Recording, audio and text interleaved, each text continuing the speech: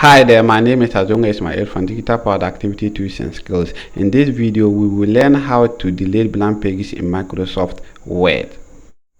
In this video, I'm going to show you 3 ways to delete a blank page in your Word document. If you take a look at this document, it has about 9 pages. And out of these 9 pages, some of them are blank page, which you may not want it to be in your document and therefore need to delete them. In this video, I will show you very simple tricks that you can use to delete blank page. Stay to the end.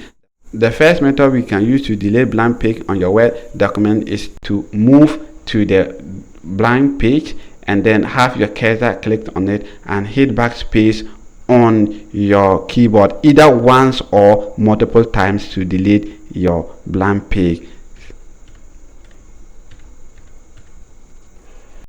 Now the second way to delete a blank page in Microsoft Word is to navigate to your blank page, and on your blank page move to your home ribbon, and on the paragraph group click on this paragraph mark here, and then you have this page break here.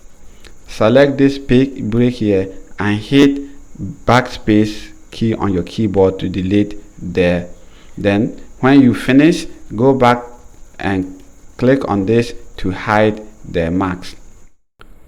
Now and finally, the third way to delete a blank page in your Microsoft Word is to go to the View tab and click on this box next to the navigation pane. Now the navigation pane is here.